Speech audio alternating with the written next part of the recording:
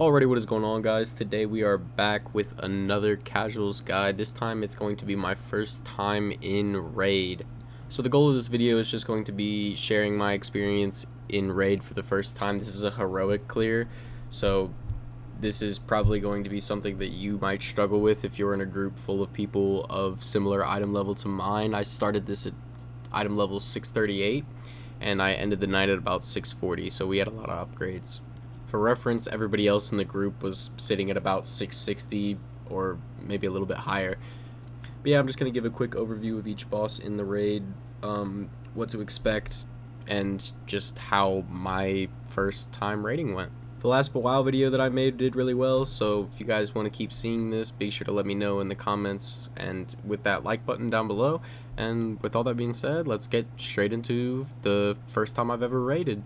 I want to take this time to cover some of the key points that I hope to drive home. The first of which is going to be to expect to wait a while. This raid took about 2 hours, but in that time, you can learn a lot about your character, how to juggle cooldowns, you can compare your damage, as well as just getting an overall feeling for your class. Lastly, you're going to want to expect to make mistakes. They are inevitable, but it's important to mitigate these mistakes to medial abilities rather than to your key casts, because that's what's really going to matter in the grand scheme of the raid. I know that's a lot of information all at once, but we're going to cover it all here in a second. Alrighty, we are now here awaiting the gear grinder. I was given a guide about an hour before the raid started that I was kind of rushing to review. It explained some core mechanics in each boss fight, and I honestly thought it was very helpful. I created a small cheat sheet so I could keep it on my second monitor so I could just glance over and know what to focus my attention on. In this boss fight, there's a couple of key concepts to keep in mind, the first of which is going to be your positioning. You want to maintain your position against the wall. You see the party is kind of doing that right now. The reason for this is because she's going to choose a random target to spew oil onto, and the oil puddle is this very damaging effect over time. You'll get a chance to clear this oil off the ground because at a different time she's going to choose random targets to drop fire onto, and you run the fire next to the oil and it'll burn it away.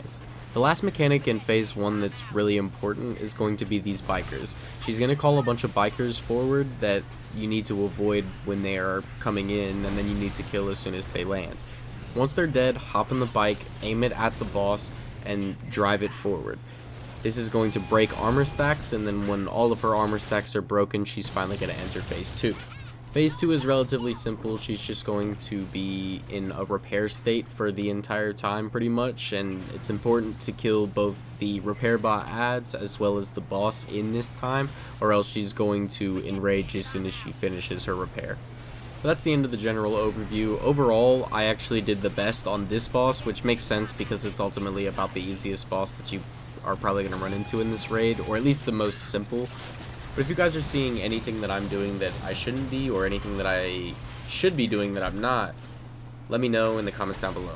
As I said in the last video, this is not meant to be a genuine guide. This is more so just my experience in the raid. So it's a learning experience for all of us. Let's help each other out as much as possible here.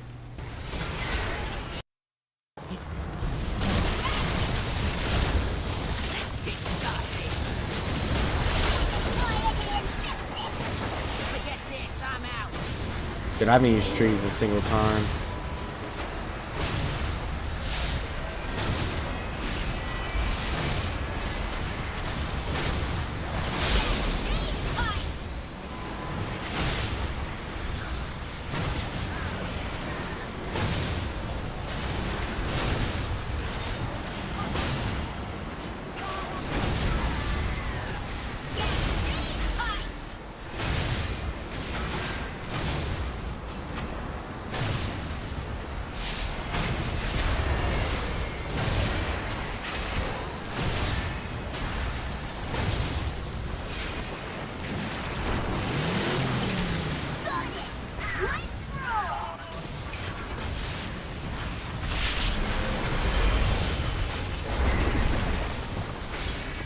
That was awful, my lord.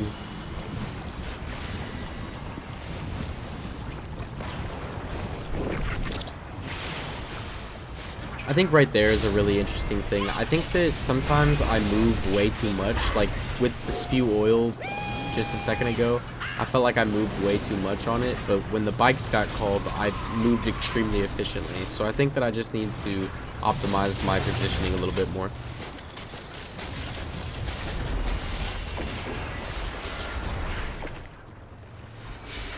Forget this, I'm out.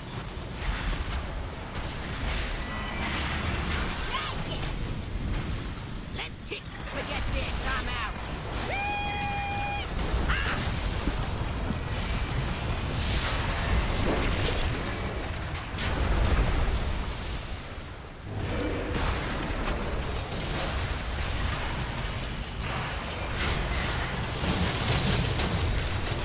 Forget this, I'm out.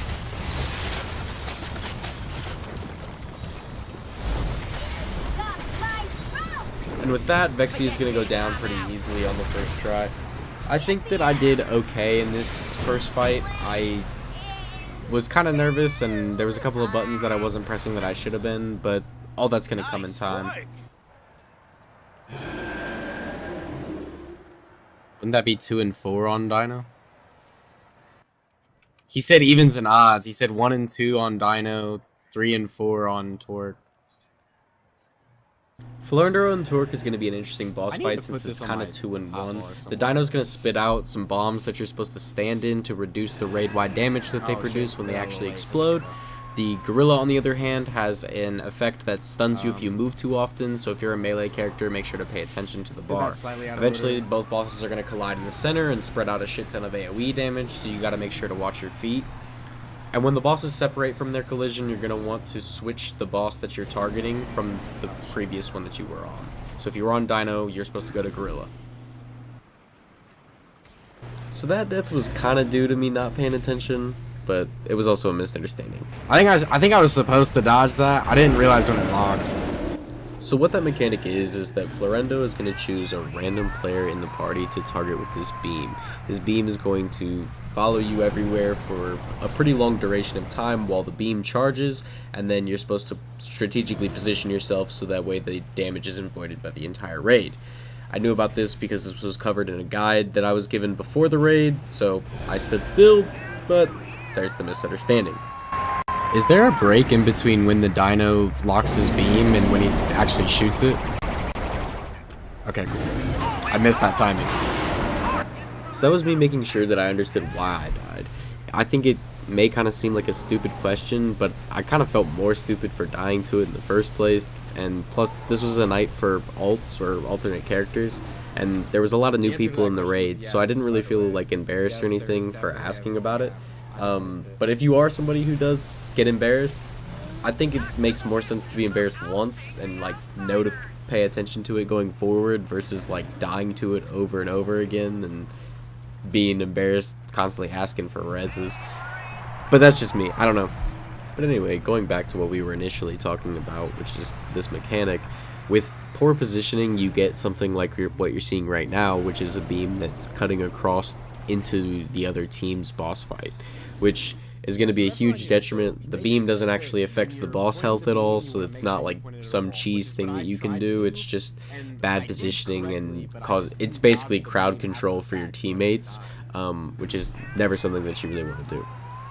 The best place to be is to basically sit on a wall when it happens, which is kind of what you're seeing right now. But yeah, I think this is the first major time that I was dying to a mechanic, so wanted to put it in here and then make sure that I explained it as well. Oh, there's literally... Okay, so that animation is hella long. I just wasn't paying attention. Okay, so at the end of that last fight where we wiped, I released Spirit, which is not what you're supposed to do. You're really supposed to just sit there and wait for res. And then I talked to this guy right here to get the quest line. And you're also supposed to talk to him again because he can transport you places. I could have flown over top all this stuff, but instead I pulled this ad right here, and I honestly messed up the boss fight here, but it ended up being fine anyway, but we'll talk about that in a second. Yeah, I fucked up. I didn't realize I was supposed to wait for res there.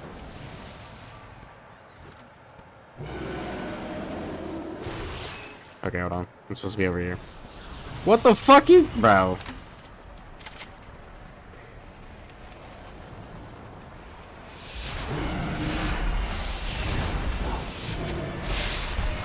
What the fuck? Okay, this was my fault. What the fuck? Alright.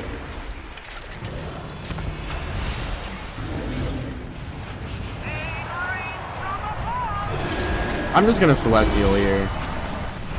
Hold on.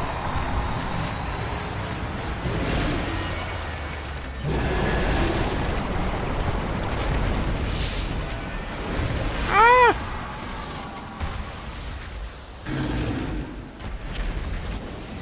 Oh shit.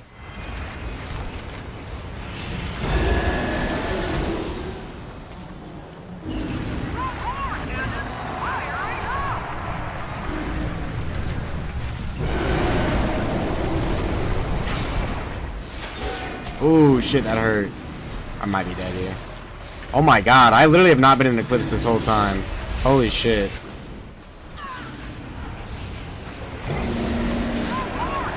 Hold on. I'm getting...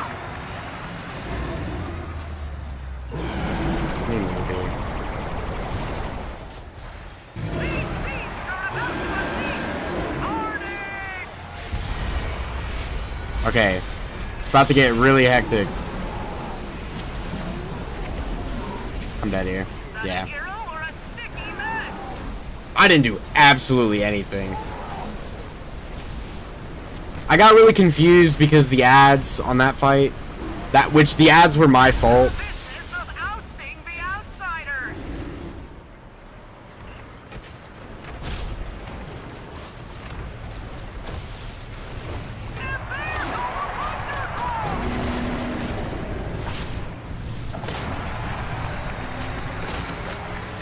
While I'm doing this,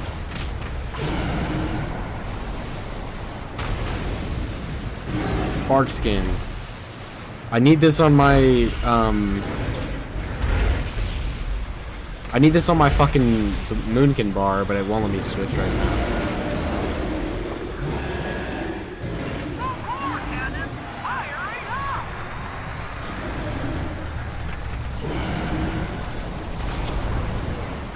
Oh, you stand in it when it goes off too? Okay. I didn't know that.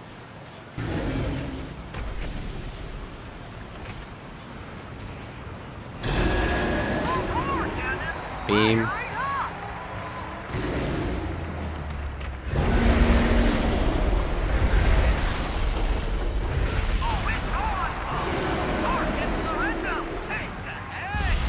Okay, this is Colossal Clash here. So this is all the AoE. There's orbs on the ground.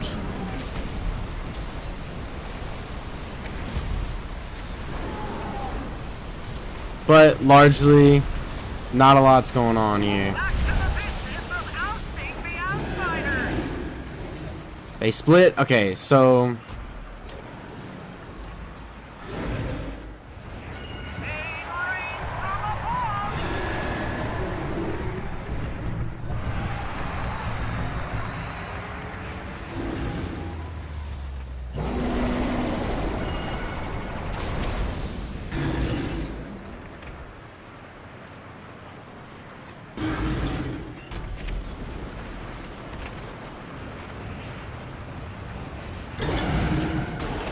Oh, so then we didn't switch.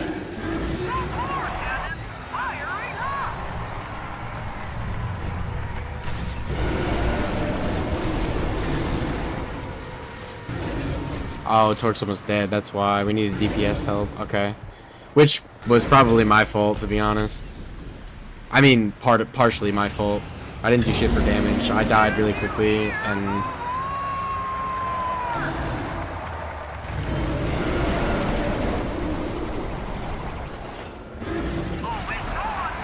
it's pretty close. Nice. They should die pretty quickly here.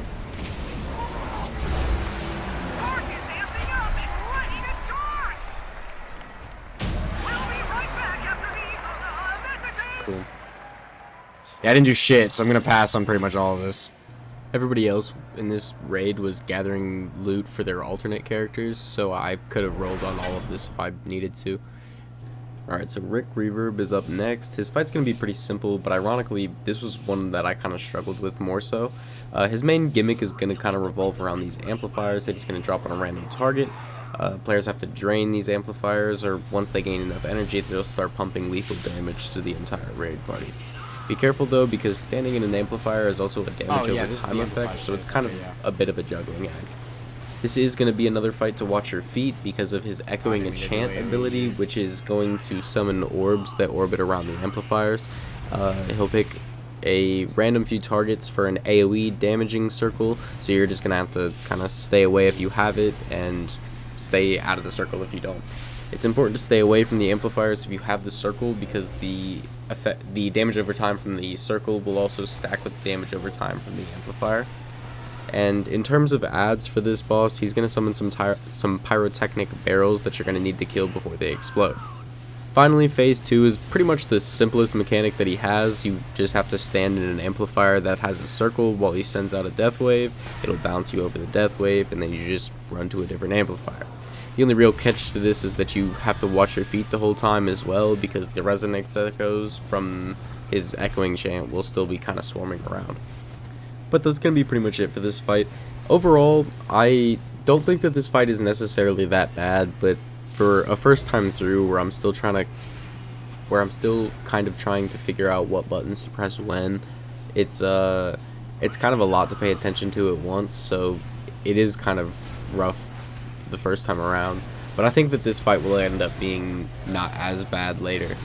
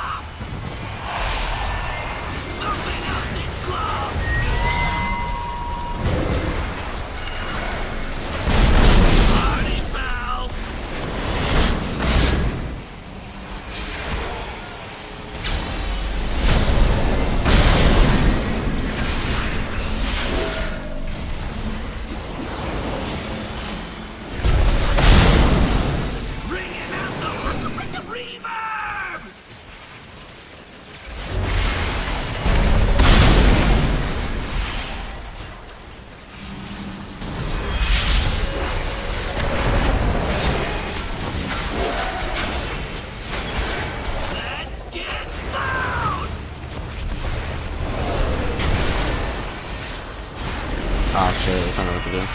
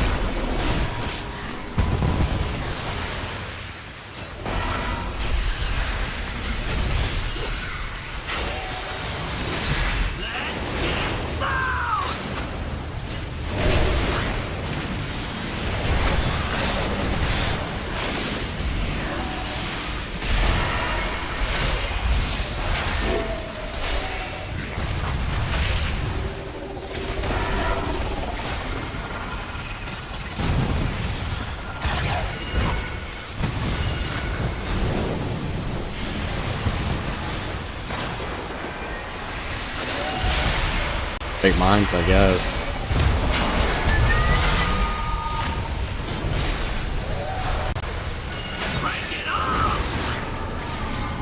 I don't even know what that is.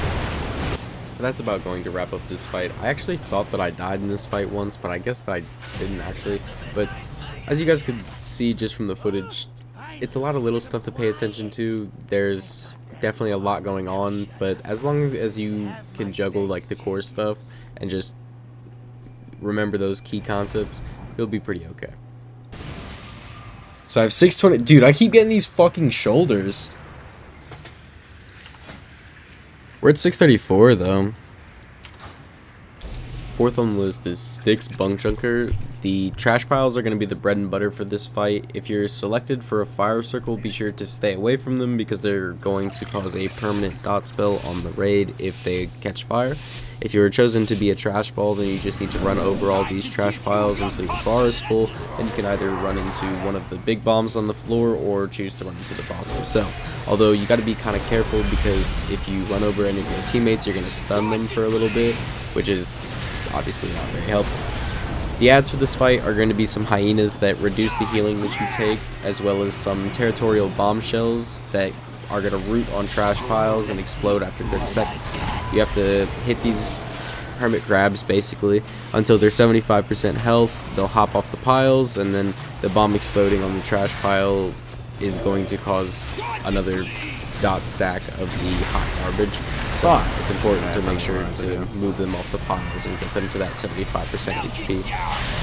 I overall thought that this fight was very similar in concept to Rick Reverb's fight, but I found this fight to be more difficult but also more enjoyable. Rick Reverb's fight is pretty linear and you just have to pay attention the whole time, whereas this fight adds an entirely new gimmick with the trash ball, which is kind of fun to be while juggling all of the ads with like these big bombs. Gives you a decent sense of danger. So I think that this fight is just more engaging to me, so I find it more enjoyable than Rick Reverb's fight. With all that being said, though, there is definitely a way to take a boss's gimmick too far, and I think that that's kind of the next boss on the list. But I'm going to let this boss fight finish out the rest of the way, and then we'll talk about that here in a second.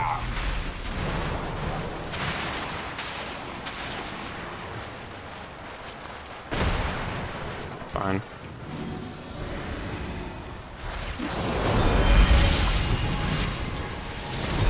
I didn't mean to use that twice, no!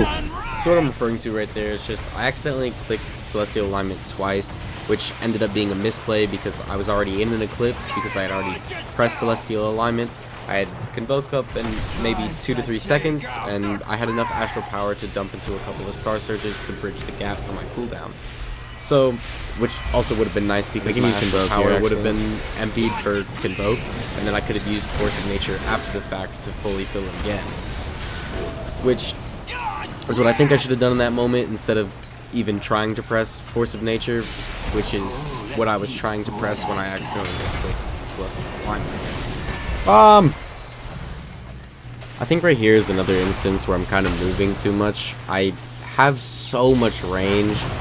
I was also slightly overcapped on Astral Power right there, but that's okay.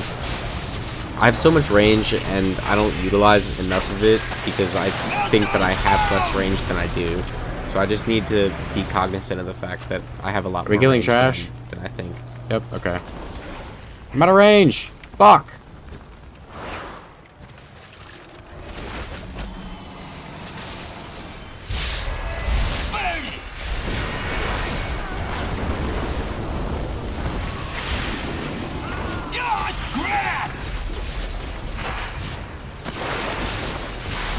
Ain't seen nothing yet.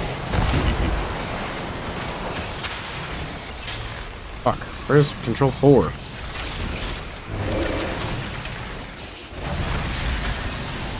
Watch it clean.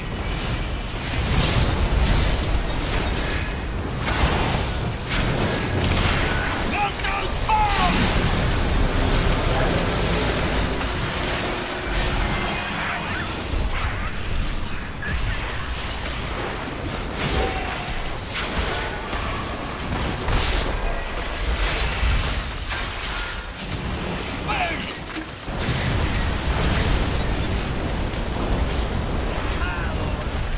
Get wrecked. Ain't seen nothing yet.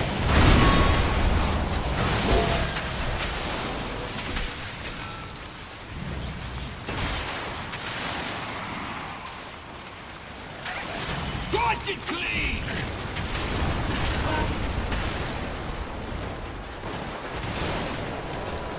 Melt it down.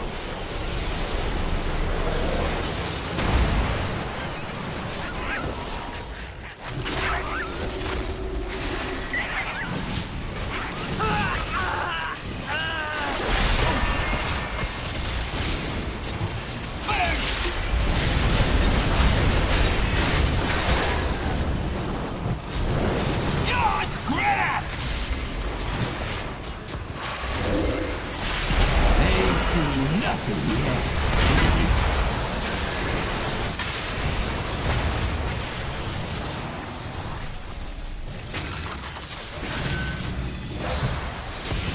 Got it clean!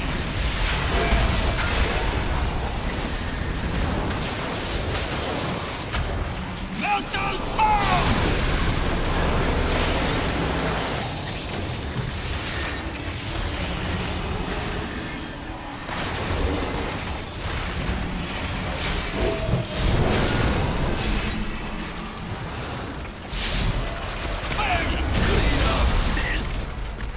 That's Damn. one less goblin Really on low. Galleywitz's side.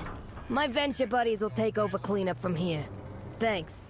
So I've done this boss twice. Once that you're watching right now, and then one other time after this, and I had no idea what this boss did. So we're gonna learn together here. The guild did a quick breakdown at the start of this fight that I didn't really understand at all, so I was kind of winging it for this fight, but I'm going to read the Wowhead guide, and then I'm going to leave a link to it in the description so that you guys can review it yourselves as well. But this fight is going to revolve around these 4 quadrants of the arena and these conveyor belts next to them. Now, some of these quadrants are going to become electrified, and some of them are going to have landmines. We're going to cover all that here in a second, but first I just wanted to get through all of the abilities. He's going to target a random person in the party with Screw Up. It's important to stand near a conveyor belt in this fight at all times so that when you get targeted with this, you can just hop onto it and it'll automatically avoid for you. He also brings some inventions down the conveyor belt, like rockets that you have to avoid. Some of them are beams, and then other ones kind of pull you in, and when they finally get to you, they'll stun you. And then another important footnote is that this boss can kind of enter his phase 2 multiple times, and after each phase 2, one of the inventions is going to become stronger. Speaking of phase 2 is going to be the boss blasting the entire raid backwards, so it's going to be really important to run to the boss so that you don't fall off the edge and die like I did. During this phase, he's also going to have some swirly attacks that are important to avoid because they'll disorient you if you get hit by them. And then the last piece that I want to cover is, I think, the most complex piece of this entire raid, which is going to be the landmines. So this ability is going to spawn 2 landmines in areas that aren't electrified that need to be soaked, which just means that you need to stand in them. The bombs are going to trigger a debuff when you run over them that make other bombs do more damage for 2 seconds, so it's important to make sure that your debuff is gone before running over another bomb. So now, with all that being out of the way, we're going to cover the cycle that this is going to go through. I'm going to throw up a picture of it so that way you guys have both a visual and an audio representation. So the first cycle is going to have landmines in quadrants 1 and 2, while 3 and 4 are going to be electrified. Then it's going to be the opposite, so landmines are going to be on quadrants 3 and 4, while lightning is going to be on quadrants 1 and 2. And then the final step of the first cycle is going to be lightning on 1 and 4, with 2 and 3 just being completely safe. The second cycle is going to have mines on 2 and 4 with lightning on 1 and 3, again the opposite. And then finally 2 and 3 will have lightning while the rest is going to be safe. The final cycle is going to be a bit longer, starting with mines on 1 and 2 with lightning on 3 and 4, then lightning on 1 and 2 with 3 and 4 being safe. Next has mines on 1 and 4 with 2 and 3 being safe, and finally 1 and 4 will have lightning while the rest is going to be safe. Now, if that was confusing, you are not alone. This was extremely confusing to me as well. This fight is extremely confusing, but using this guide, hopefully you can start to understand what you're looking for and hopefully start dying a little bit less. I died from the blast in phase 2 since I wasn't close enough to the boss, so like I said before, I just didn't have any knowledge of the boss beforehand. The quick rundown just sounded like complete gibberish, and so I really was just kind of winging it. Now that I've reviewed this, hopefully I can do a little bit better in the future.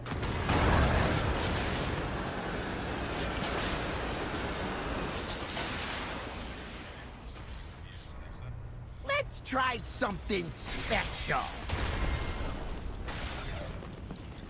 Didn't see that coming.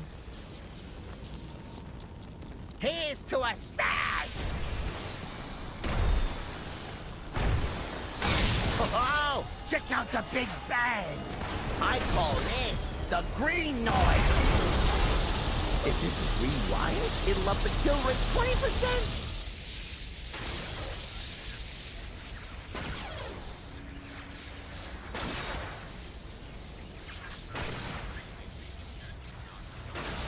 Whoops! Bad batch.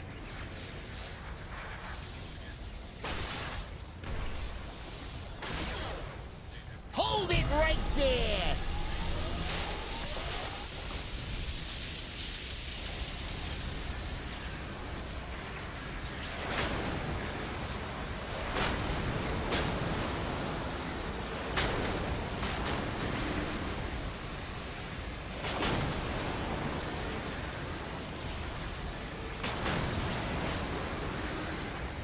How hot does flesh get before it sizzles?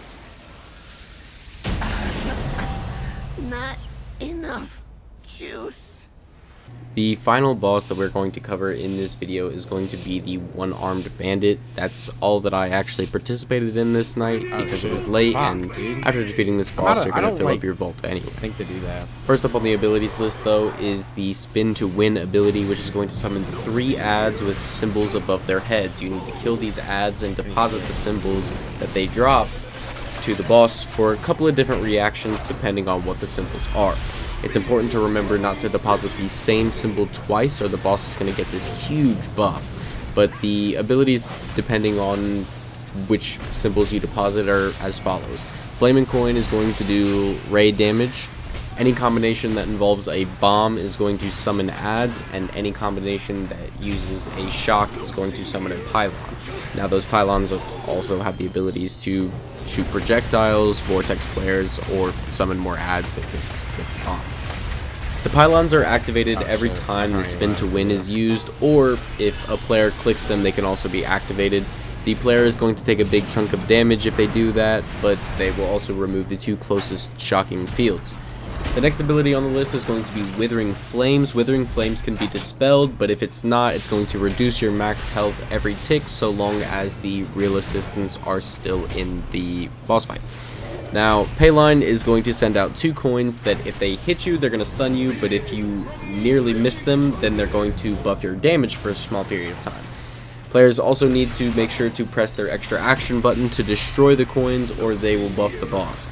Foul Exhaust is just going to be a large AoE circle that also absorbs your healing, and Phase 2 is going to enrage the boss after 1 minute and 40 seconds.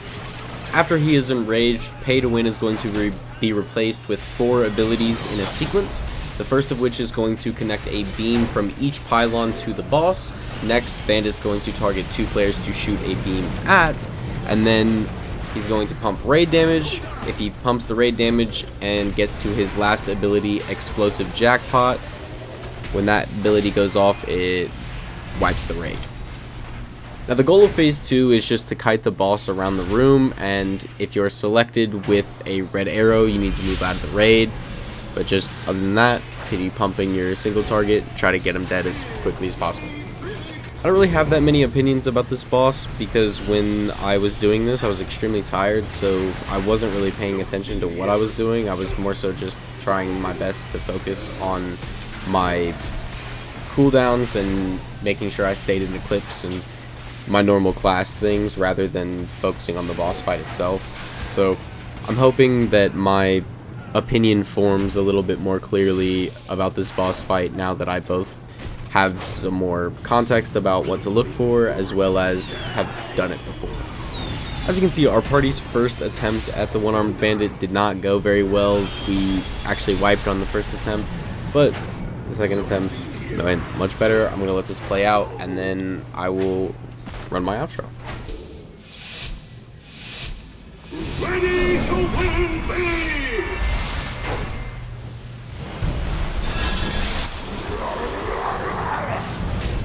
No fear here. Just go!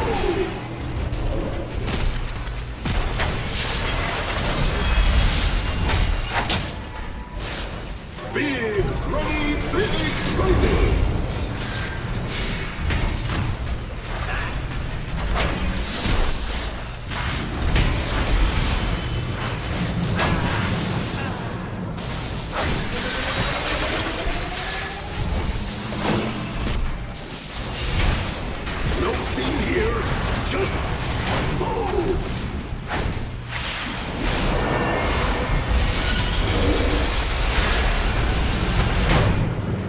just waiting for. Die!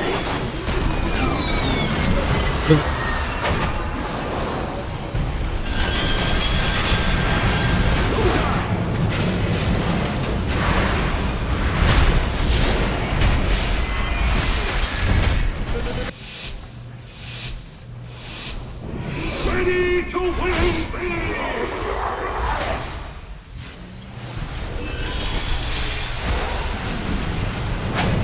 No team here, just go!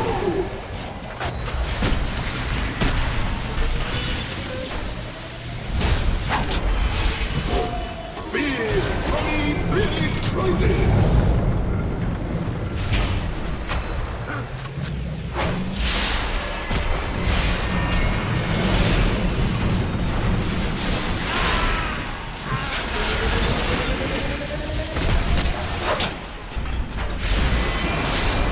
No team here, just go!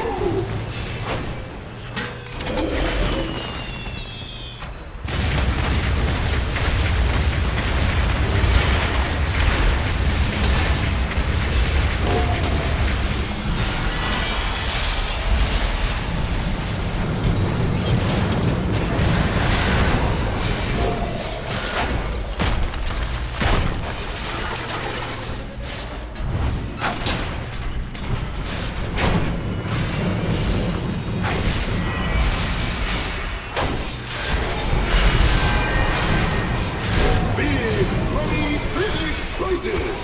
No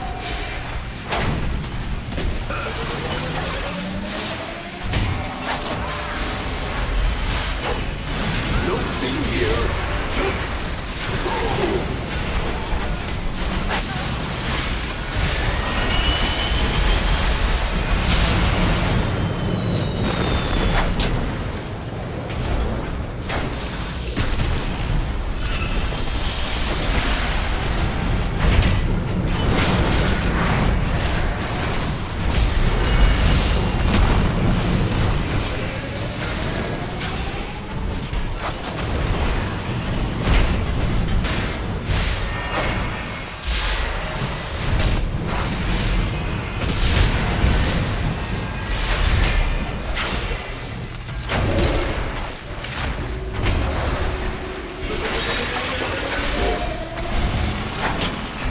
go! Big money, big prizes! No team here, just go!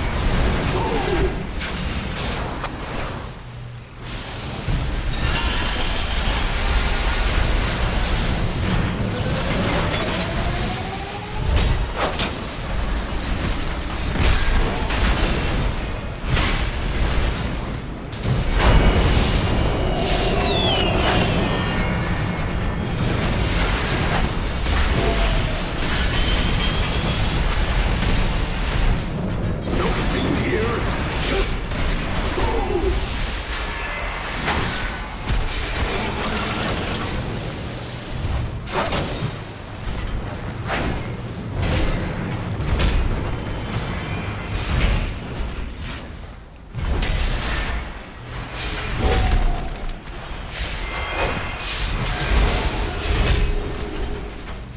Big money, big prizes!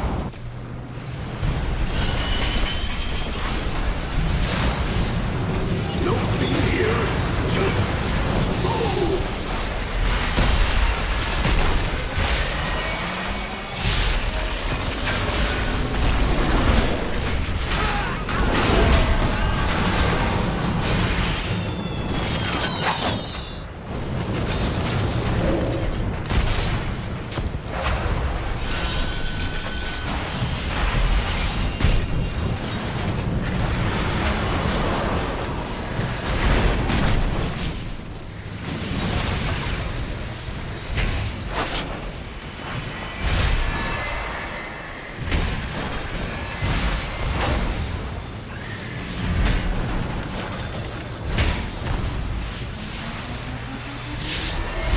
Error offline, rebooting.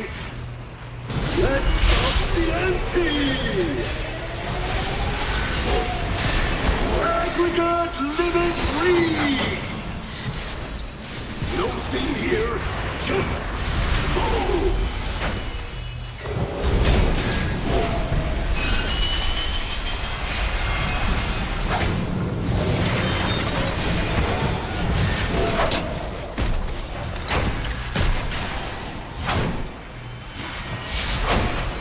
Aggregate living reed.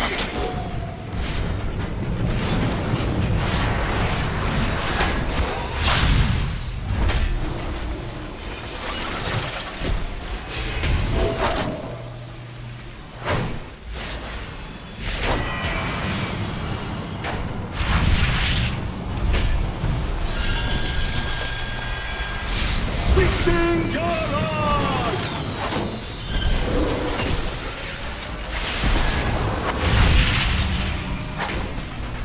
No thing here. Just go. No die. Nice. Hey, Gallywix! Looks like the house don't always that. win.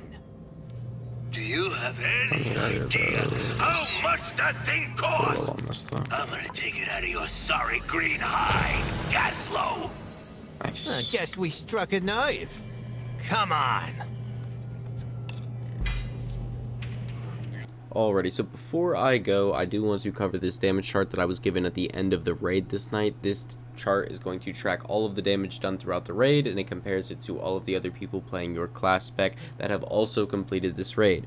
Overall, as you can see, my damage is pretty low comparatively to the rest of the party, but when you actually compare it to people in my item level, I didn't actually end up doing that bad. I did better than about 62% of the people that were playing Balanced Druid that have also completed that many raid bosses.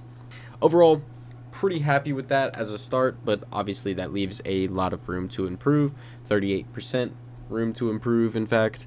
With all that being said, I know this was a longer one, so if you made it this far, first off, thank you, and second off, consider leaving a like if you enjoyed, and comment what you guys want to see next. We just hit 50 subs this past week, which was my goal for the year, so if you guys want anything special or have any ideas for something cool that we could do, be sure to let me know that down below as well. I think the next goal that we're going to strive for is going to be 100 subs. If we can get that by the end of the year, that'd be pretty fucking crazy. So, but yeah, that is all I've got for this video. So, I will see you guys next time. Later.